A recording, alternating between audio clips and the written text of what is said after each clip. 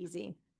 We have a record of and recording of our October meeting online and on our website. That was with Dr. Mary Beth Corrigan, and she was talking about the challenges and the joys of making DC history more inclusive.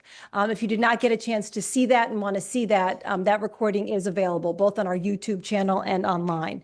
And I'm going to take the recording of both that meeting and her presentation as our official record for October. We have some, oh, that's me.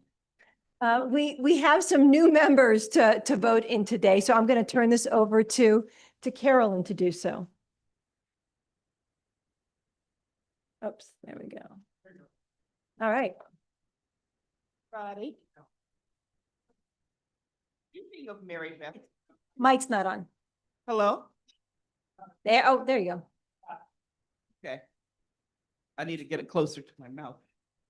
Oh, so speaking of Mary Beth Corrigan, she joined. And so she's our first new member. And she was introduced to AOI by Bill Brown. And she's a librarian and Georgetown University alumni. So welcome. Where's Mary Beth? I don't think she's here today. Oh, okay. Brian Hessick. On his application, he said he heard about AOI through the grapevine.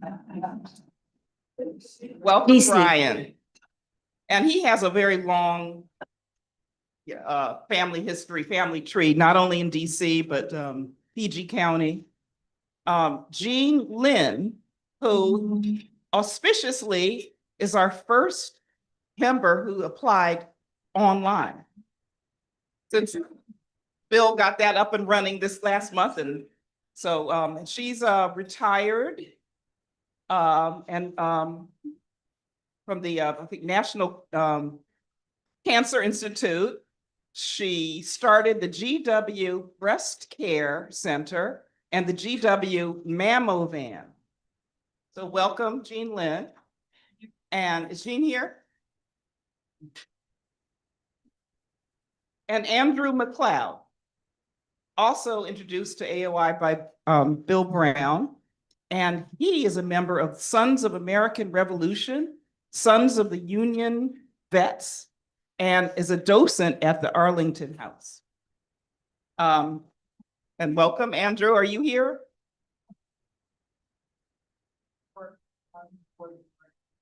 Okay. So that is the list of our new member application. All right, can we do a yay and nay vote? So we'll officially vote these applicants in. All those in favor, yay? Any opposed? All right, we got 4 new official members for today. Thank you. Thank you. Well, and we have a number of guests, but just to save time, you can just wave. We'll wave back to you.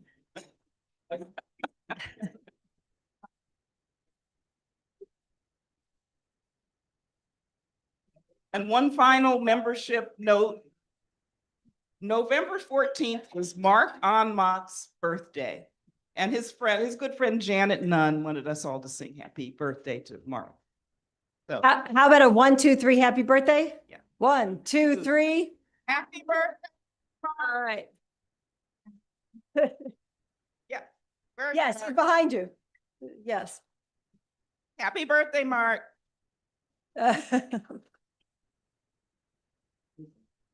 I think for anybody who, if you do know of somebody who is interested in becoming a member, we do have gift certificates available, especially for this holiday season for $10, which is a deal for a gift. I know.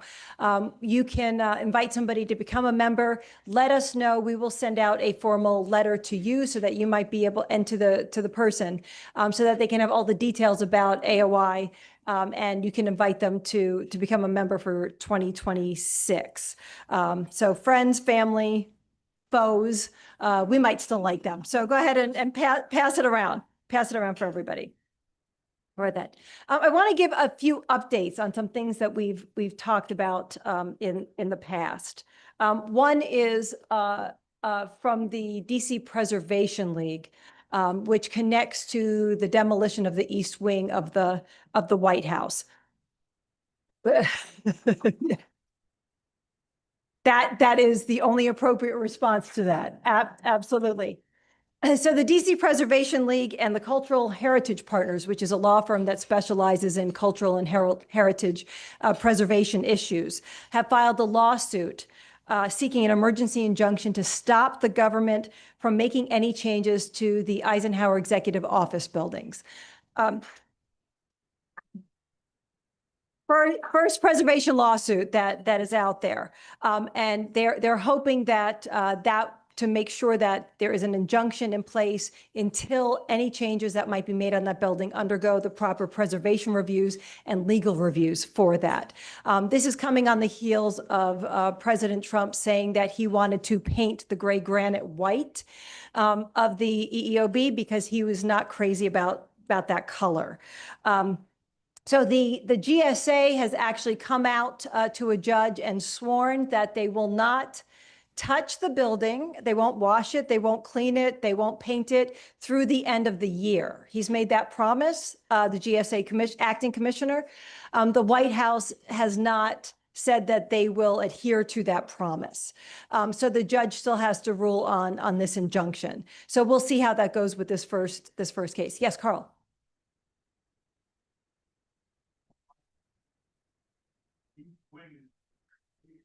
Give me a call. I will take you over to holes number 2, 3, 4. And you can on the white horse, show you what she looks like laying on her side. I did that recently. We had our daughter in the car. I said, "Oh, let's go to the east wing. I gotta show you this." So we pull up and she said, "Where is it?" I said, "It's in town. There in the center of the That's the east wing." So if I'm not mistaken, this is because they took all of the construction materials and dumped them in East Potomac Park.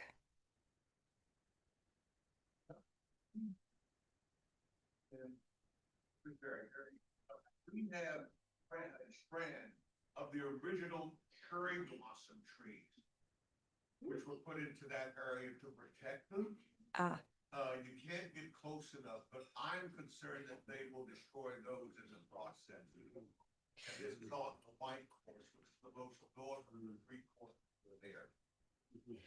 So on that note, if anybody knows of any efforts on behalf of any other preservation groups that are looking to, in environmental issues, preservation issues, legal issues on any of the destruction that has been going on, please let us know, and where we might be able to harness the power that we have here to be able to fight against that. Just as a reminder, just as a list of what has already been done, not only the East Wing demolition, the Lincoln bathroom redone in marble, the Kennedy Rose Garden that has been destroyed and paved over.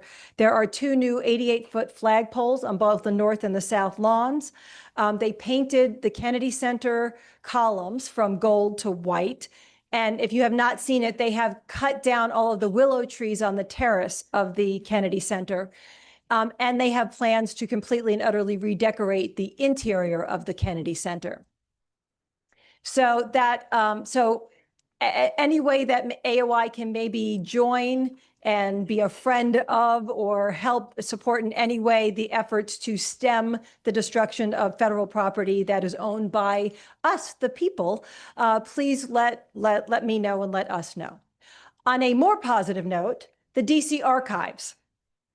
This is an update from Kim Bender, one of our board members, who is also president of the DC Archives Foundation. So the building is expected to start next year. They start expecting to build it. The garage, there's currently a garage underground that they need to do some fortifications for, because that is going to be part of that building. And as soon as that is done, they will begin the building of the actual structure. The DC Council funded $150 million in capital dollars towards the project, which was a big win. And they also gave $2 million to make sure that the current building is safe and comfortable until the new building is done. So she would like to, and I would like to thank you all who put pressure on council members, who wrote letters, who testified to make sure that money for this building that had already been earmarked for it was released, and that we did save so far the idea of finally getting a DC Archives building on the campus of UDC put into place. Jean.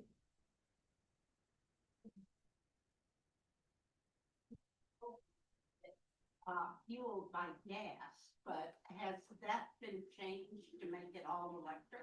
That I don't know. I haven't heard that any original plans have changed, but my guess is that that's probably an ongoing process, since it's going to be time before they get to that. But I'll find out for you. I'll find out and let you know. Yeah. That is, we definitely, and I'm going to guess that if you look at the image of what the new building is going to be like, that sustainability was an issue, probably, as they're probably going to be looking at that, as well as the whatever is needed for the records inside to be preserved. So we'll find that out. To not have gas. Yes, you'd rather have that. Absolutely. So the only other kind of member update that I want to again make you aware of is that we do have a new skip the line section on our website. So if you RSVP for a lunch and you want to skip the line and just come right in, you don't have to check in. Your name tag and your lunch selection will be ready for you up until the morning of. So you don't even have to decide 3 weeks in advance. Up until the morning of the lunch, you can go ahead and pay and skip the line. So be aware of that as we go. It is November, so we have board elections coming up. So before we get to the elections, I want to take this opportunity to thank our current board members. It is an all volunteer board. So people are putting the energy and their time into helping keep AOI going, and to keep the lunches going, and to keep the ideas flowing. So I have to say, feel so lucky to be working with all of these people who are on the board. They are some of not only the most cooperative and friendliest board members of any board that I've been on, but they are also just a joy to be with. They're some of the nicest people. So you have now their names and their pictures, and I'm telling you how nice they are. So feel free to go up to any of them and start a conversation if you don't know them, because we would love as a board to get to know each individual member a little bit better as well. So thank you to all of you that are here, and I'm going to pass it over to Bill to go ahead and officiate over our current board elections.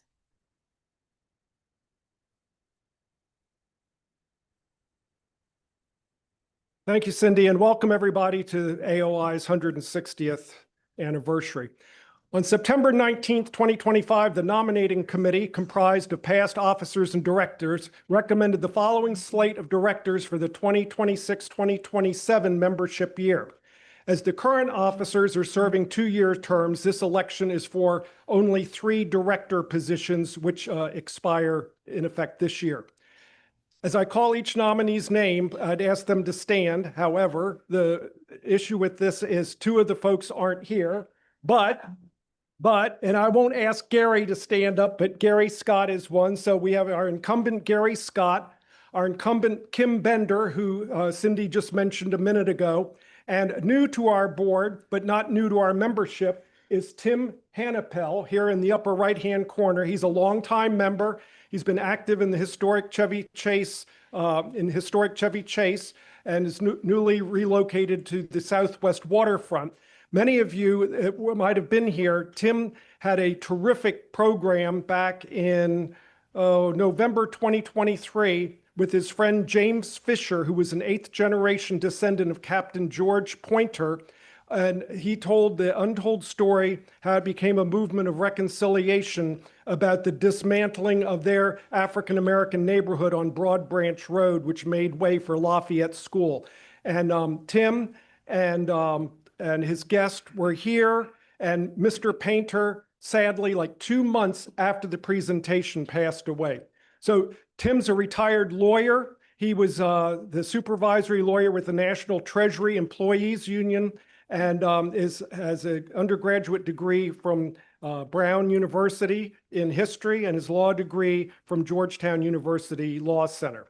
So that is the slate of our nominees. I always try to give this in the spirit of Phyllis Dunan, who was our membership nomination chair for many, many years. So I would like to ask, do I have a motion for this slate of nominees? Okay, and a second? Okay, thank you. So the nominations are closed.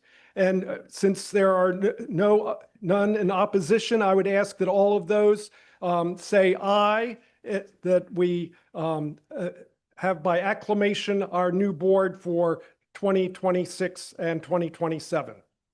Aye. Thank you very much. I also, before I step down,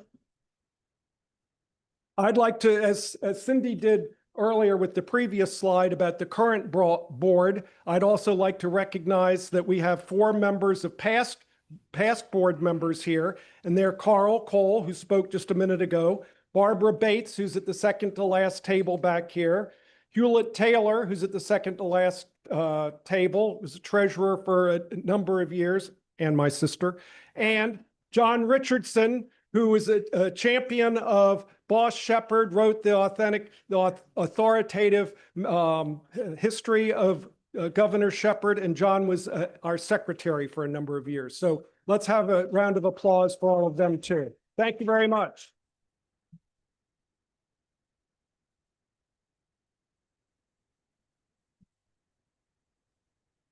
All right.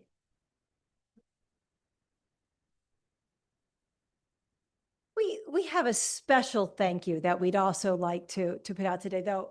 Actually, I think he might have just left the room for that. So this is for you, Walter, in the back. So this is Walter Springman, who many of you know and who is here. He functions as an unofficial board member for us, both an AOI member, and he is the events and facilities manager here at WNDC. He goes above and beyond to coordinate our lunches, our speaker needs, our tech setups, and our board meetings with incredible energy and grace. He has never turned down an offer, a request, a need, and we are so lucky to have him here. In fact, it was his idea for the pre-Thanksgiving buffet as well to make that this theme. So always full of incredibly good ideas. So on behalf of AOI, not only do we want to thank you, but we would also like to give you a gift certificate for for DeLuca Spa. I'm going to give them a little shout out on there so that he can treat himself as well, almost as well as he treats us. So thank you. Thank you, Bob. Yes, thank you. Thank you.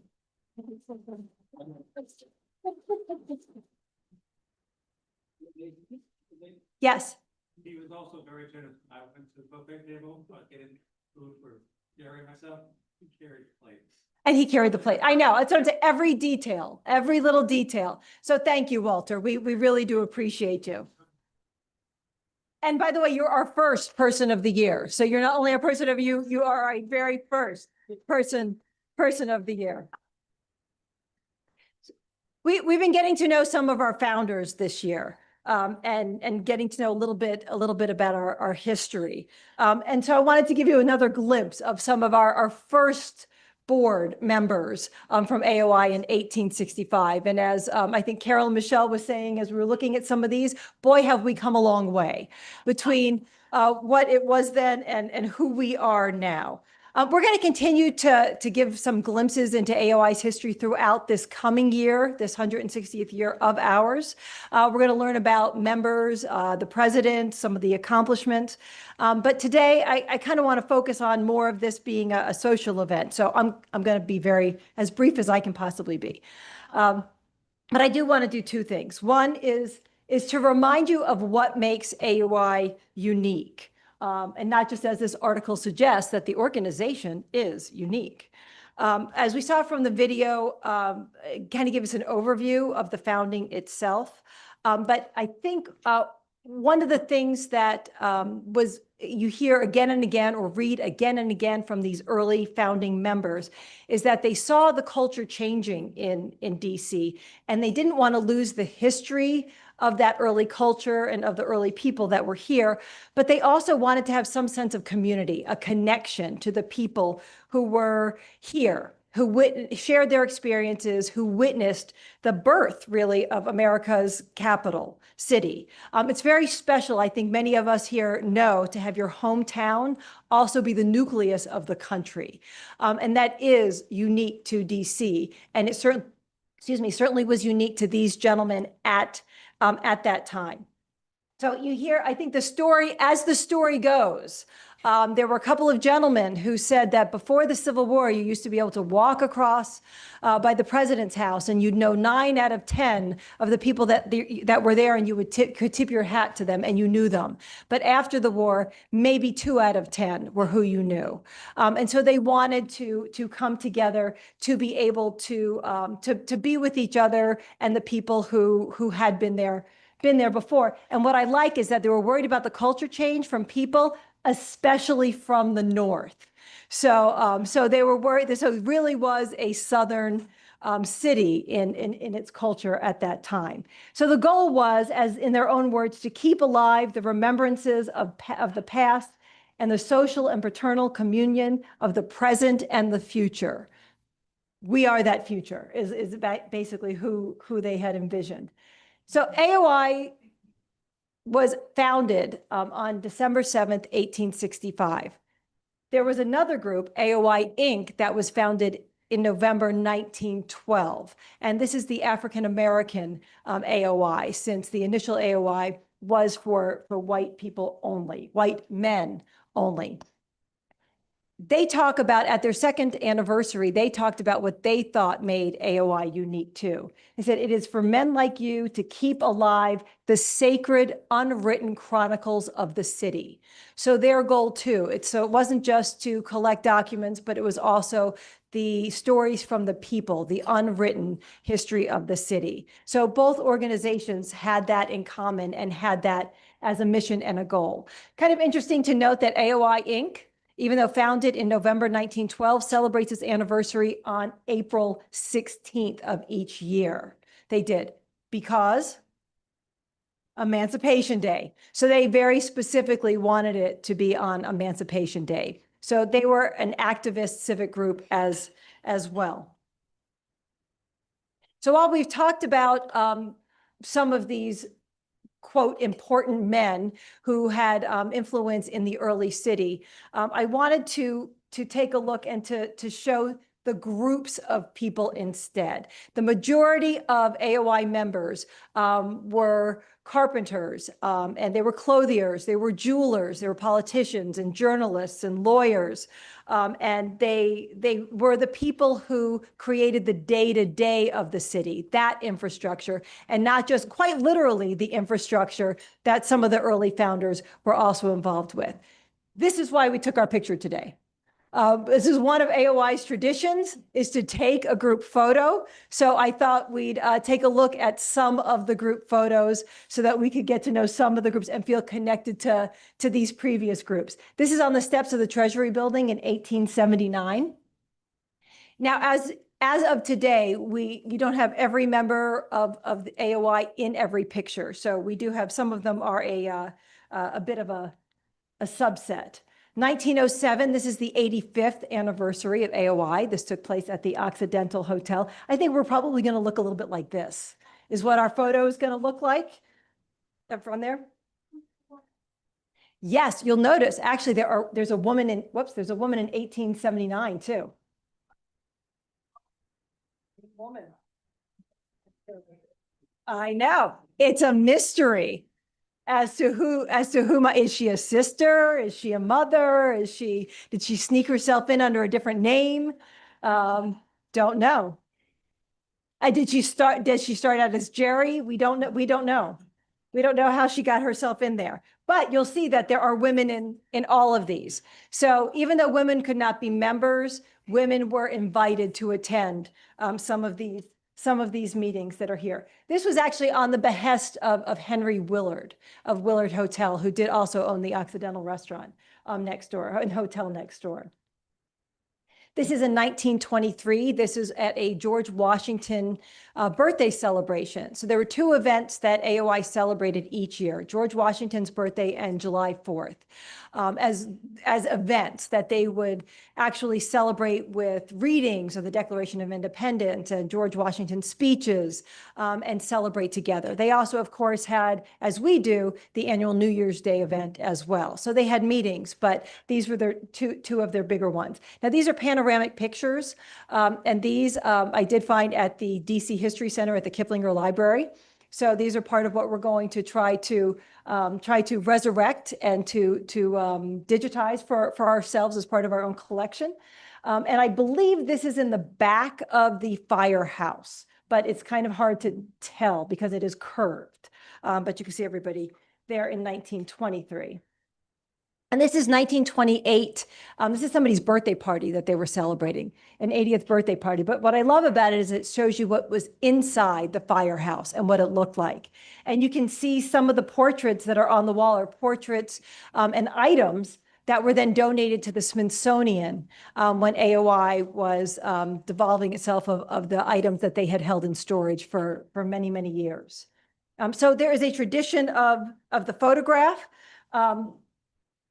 and of the groups. So I also, there we go. But I also want us to get to know kind of individual pictures. So we've got the group that we're a part of, but also the portraits. Each one of these groups is an individual person, right? So it's made up of these, mostly guys, that are here. These are 3 cardboard, huge photos that are collected to show all of the members in somewhere between 1903 and 1905, which I think is just, it's a fabulous collection. I'm sure they're fabulous guys, but I actually want to take a moment to celebrate the varied and incredible facial hair that is on all of these gentlemen. You've got the long beards, the divided beards, the big mustaches, the mutton chops. John Johnson, he was a police lieutenant. So I like that would be, you know, one of the guys showing up at your door, knocking on your door. So I just thought we had to take a moment just to appreciate all of that. Yes, well, his beard is coming from under here. You can't see that. It's all under. I know, it's tricky. You have to look closely, but he does. He's got the facial hair and the long hair, which I absolutely love. So some other faces that so you got to wonder how he lost his eye. There's some younger, there's some older. This guy in the middle is, because I had to look him up. He looks so happy. He looks like such a nice guy, and his name is J. Michael. So I've got to see if we can find a little bit more information about him. And this is in 1956 in front of the firehouse. So again, not only are kind of these faces people that we might know today, but you'll notice that they're kind of, for lack of a better word, uniform over in their look over the years. And that is one of the reasons that the AOI Inc. was founded in 1912. So Jerome Johnson, who was an ancestor of Sherry Sewell's, he was a relative of hers, our former board member. And if you have not seen the video or read the story about how we figured out the connection between these two organizations and the family connections, you can find that online on our website and on our YouTube channel as well. Bill and Sherry did a great presentation, both trying to uncover this history and Sherry uncovering her family history and how all of that came together. So this is William Nixon in 1950, I think that's 1950s. So Nelson and Bill uncovered another connection and added a little bit more information about AOI Inc. Through findings of some scrapbooks of William Nixon's, who was president from the 1940s to the 1960s. We have another piece of the puzzle through our DC Collections Day in 2024. And in fact, Marion Simmons, Wolfric Simmons is here today. This is her grandfather that is here, that was a board of directors here on the left in 1968. And she so kindly contacted us to say that she had this material in her home, and she was donating it to the DC Public Library. And she invited us to take a look at some of what she was donating, so we could start putting even more pieces of that puzzle together. So thank you, Marion, for being here and for representing AOI Inc. for us today. So we have all of this information, but we're greedy and we want more. And this is why we'd started our AOI Project 160, which you've heard me talk about, where we were soliciting money in denominations around 160, $16, $160, $1,600, $360, something around 160. And I'm happy to say that so far we have over $3,000 in our fund, and this fund is going to go towards finding, cataloging, indexing, digitizing all of AOI's records so that they will be available for us and for future generations who want to go into DC history, because it's an incredibly valuable resource for that. I'd also like to say a shout out to Carol Green, who was our first donator for our Project 160, even before we had the forms out. So thank you. Thank you. He was all on board for that. And these are the forms. So we do have the forms online. We have them in the back. We'd love to get your information. We'd love to get your donations, but we'd also like to get your information about it so that we can include you in what we have been calling our Preservation 160. So we're going to spend the next year really looking at and trying to preserve, find ways to preserve our own history. Now, we've been calling it Preservation 160, but we're going to change the name of it here today and now. So some of you know Bill Brown as he's just walking by. So for those of you who don't, Bill Brown was president of AOI for 20 years, the second longest president in AOI history, from 1999 to 2019. And he's been on the board for about a decade after that as well. So he is one of the longest serving board members, I think, in AOI history. He currently serves as past president, and he is a distinguished life member. For those of you who don't know about Bill's history, you can actually go and read it for yourselves on our website under our member stories. He has very kindly filled out all of our questionnaires and included some of his background and history and his connection as a fifth-generation Washingtonian in that section on our member stories. He's kindly included photos, including some of his sister, Hewlett Taylor. So you can go look at pictures of both of them and find out a little bit more about their history. Bill is the engine that has guided pushed and innovated AOI literally into the 21st century. He is still the rock and the heart of AOI. And it's not only the day-to-day details that he's involved with, but the ideas and the innovations for what AOI could be as well. He has had a few careers, which I will briefly touch upon, both a broadcast career at WAMU. He was the deputy chief of police in Fairfax County, and he was a CNO tour guide for the Park Service for many years, if you happen to catch him on the Georgetown Canal, on the CNO Canal down there. So he has this deep connection. I think it's about as Washingtonian a career as you possibly can, and that Bill has had. And the appreciation and the fondness he has both for DC and for AOI and its history is why we have decided today to change the name of the AOI Preservation Fund, the 160, to the William Noble Brown Preservation Fund. This is a surprise to Bill for this today. So every dollar that we collect and every record that we preserve will be donated in Bill's name under this preservation fund that will not only be for next year, but will be for for the ongoing year. So if we could give a hearty thanks to Bill and probably, I don't know, put you on the spot if you want to say anything or say nothing, Bill.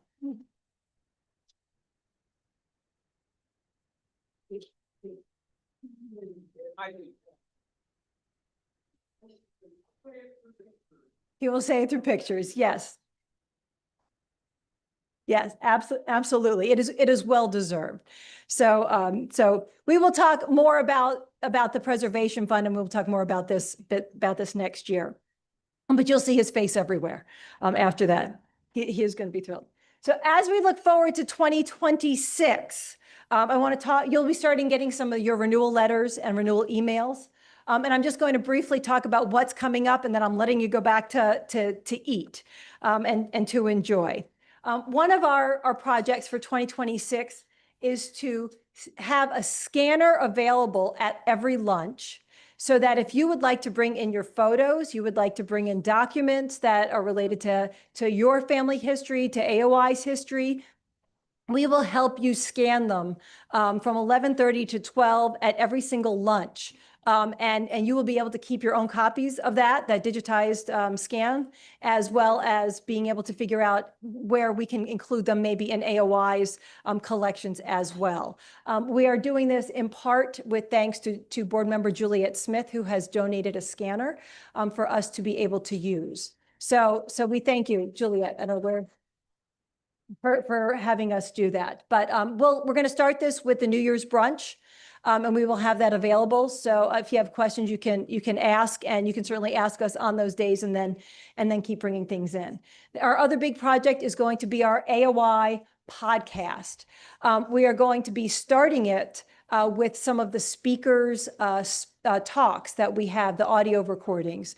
And then we are going to start branching out into doing interviews and collecting more of AOI's history that way. So you can look forward to that as well. We have other events like a visit to the Go-Go Museum that we are planning for the spring. So you can look for details about that.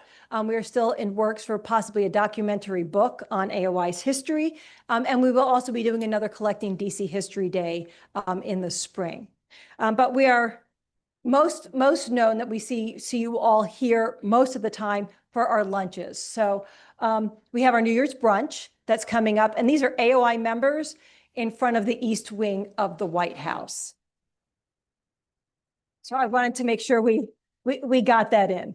And this is in 1926. I don't think you can see it. January 1st, 1926. In 1993, Sarah Booth Conroy wrote an article about AOI, calling it Washington's Living Archive. And that is why you see on the podcast, we are going to be DC's Living Archive. That will be the one of the names of that. So we have New Year's Day. In February, we have Pat Tyson and Teresa Saxton, who are going to be talking to us about the Military Road School Trust, Preservation Trust. And so they will have a presentation and possibly a panel discussion with alum to talk about the meaning of the school, as well as what it is to try to preserve a legacy piece of DC education. In March, we have broadcaster, former national correspondent and White House correspondent Chip Reed, who is going to come and talk to us about covering Washington as a journalist. So he will come in March. In April, Stacy Lee Banks, as part of our Legacy Business series. Her family has owned Lee's Flower Shop on U Street since 1910. And she's going to talk about being a legacy business and what they experienced and saw, not only as a family business, but of course, the evolution of U Street and what it was like to be there over that time. In April, Rebecca Boggs Roberts is going to come and talk about her family legacy in Washington. So that is Cokie Roberts' daughter and Steve Roberts' daughter, as well as the granddaughter of Congressman and herself, an author, a journalist, and I think she's now at the Word Museum, I believe. In what did I get? June. In June, we are going to have the Bluegrass Hall of Famer, Tom Gray. He is going to be interviewed by WRC's Mark Seagraves from Channel 4 here in DC. If you don't know Tom Gray, he helped to not only popularize, but revolutionize bluegrass here in DC. It's one of his albums here. He was part of Seldom Seen, as well as, I'm forgetting the other name, the Country Gentleman. He is also the son of Harold Gray, who is in the upper right-hand corner. Harold Gray in the 1990s resurrected AOI and restarted it after it had lapsed. So he has a strong connection to AOI as well as to DC and the music scene. In the fall, we have Don Graham, who is of the Graham family here, who's going to be coming to talk about his family's legacy with the Washington Post, his grandparents and his parents and his legacy as well. So he is going to be here in the fall. So I think we have some exciting speakers that are coming up, and we hope that you join us for all of those. We will be sending out information for that. As well. And I'm going to turn it over now to John. Okay. Don't go anywhere. Hi, I'm John Edwards. I'm the vice president this year at AOI. And before Cindy stepped down to give the podium to Nelson, on behalf of the board and the membership, we wanted to give our token of appreciation to Cindy for all of the work that she has done in this last year, being the brainchild behind the Project 160. It's very sweet. It's absolutely beautiful. And your responsibility for keeping it alive. I was just going to say that. I will do my best to keep it alive. AOI may outlast this orchid, so but I will absolutely do my best.